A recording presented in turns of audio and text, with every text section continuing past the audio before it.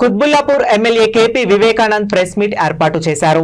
వారు మాట్లాడుతూ బీఆర్ఎస్ అధికారంలో ఉన్నప్పుడు వేల కోట్ల రూపాయలతో పెద్ద ఎత్తున 25 లక్షల మందికి ఉద్యోగాలు కల్పించిన ఘనత బీఆర్ఎస్ ది అన్నారు. హైదరాబాద్ నగరం అభివృద్ధి చెందొద్దు, తెలంగాణ రాష్ట్రం అభివృద్ధి చెందొద్దు అనే ధోరణిలోనే బీజేపీ నాయకులు కేంద్ర సహాయక మంత్రి బండి సంజయ్ ఉన్నారని తెలిపారు. తెలంగాణ రాష్ట్రంలో సమస్యలు ఉంటే తమ స్వార్థ రాజకీయాలకే పరిమితమై కక్షపూరిత ధోరణిలో చేతులు కలుపుతూ కుట్రలు చేస్తున్నారన్నారు. కుట్ర రాజకీయాలకు బీఆర్ఎస్ పార్టీ ఎప్పుడూ భయపడలేదు, భయపడదు అని తీవ్రంగా ప్రతిఘటిస్తాం అని వారు తెలిపారు. కేసీఆర్ పెద్ద నాయకులనే ఎదుర్కొన్నారు. కాంగ్రెస్ ప్రభుత్వ హయాంలో అవినీతి పెరిగిపోయింది అన్నారు. ఢిల్లీకి కప్పం కట్టేందుకు వారికి ప్రభుత్వానికి కేంద్ర సహాయ మంత్రిగా ఉన్న బండి సంజయ్ మద్దతు తెలపడంపై ప్రధానమంత్రిని, కేంద్ర హోంశాఖ మంత్రిని వివరణ కోరుతాం అన్నారు. సమాధానం చెప్పాల్సిన బాధ్యత కేంద్ర ప్రభుత్వానికి ఉంది అని వారు కోరారు. మరి పెద్ద ఎత్తున పెట్టుబడులు తీసుకొచ్చి, పెద్ద ఎత్తున సంస్థలని తీసుకొచ్చి, వేల లక్షల కోట్ల రూపాయలు తీసుకొచ్చి లక్షల మందికి ఉద్యోగాలు, దగ్గర 25 లక్షల మందికి ఉద్యోగ ఉపాధి అవకాశాలు కల్పించిన ఘనత బీఆర్ఎస్ ప్రభుత్వాన్ని. ఆన్ రికార్డు తీసుకున్నట్టయితే మొన్న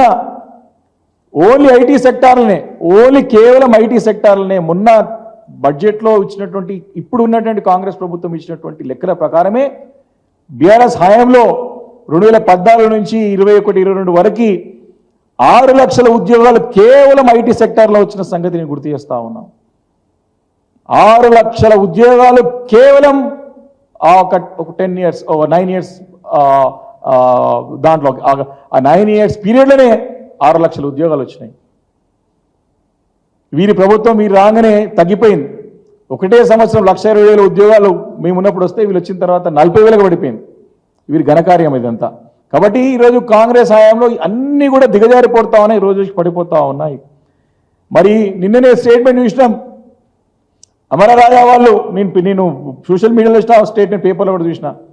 మేము ఇక్కడి నుంచి మాకు తగిన ప్రోత్సాహాలు అందకపోతే ఇక్కడి నుంచి తరలిపోతాం, ఇక్కడి నుంచి వెళ్ళిపోతామని చెప్పి ఓపెన్ స్టేట్మెంట్ ఇచ్చినారు. మీరు అమెరికా పోయి కొత్త పెట్టుబడులు ఏమో కానీ ఉన్న పెట్టుబడులు పోకుండా చూసుకోవాల్సిన బాధ్యత ప్రభుత్వం పైన ఉన్నది.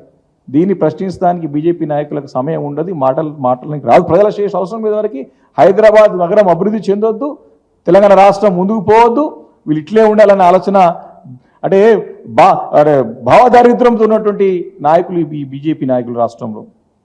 ఈరోజు 10 నెలల కాంగ్రెస్ పాలనలో మరి ఎన్నో ఇలాంటి అనేక సమస్యలు, ప్రజా సమస్యల పట్ల అనేక రకమైన పోరాటాలు ప్రతి దగ్గర జరుగుతూ ఉన్నాయి. ఎందుకు ఈ కేంద్ర మంత్రిని మాట్లాడి కేంద్ర మంత్రి అవుతున్నారు బండి సంజయ్ గారికి దీనిపైన ప్రశ్నించడానికి సమయం దొరుకుతలేదా? అంత బిజీ ఉన్నారా ఢిల్లీలో వాళ్ళు? నిన్న మహబూబ్ నగర్లో కొడంగల్ నుంచి వచ్చి మా భూములు లాక్కుంటా ఉన్నారు, మమ్మల్ని ఇబ్బంది పెడతా ఉన్నారు, హైదరాబాద్ నగరానికి వచ్చి మాత్రం మొరబెట్టుకుంటా ఉన్నారు. ఈరోజు ఎక్కడ పోయినారు వీళ్ళు? మా ప్రభుత్వ హయాంలో ఏ చిన్న సమస్య వచ్చినా సరే ఎగిరెగిరి పడి మీద పడి కొట్లాడినటువంటి నాయకులు ఈరోజు ఎందుకు మాట్లాడతలేరు, ఎందుకు మూగపోయినారని ప్రశ్నిస్తూ ఉన్నాం.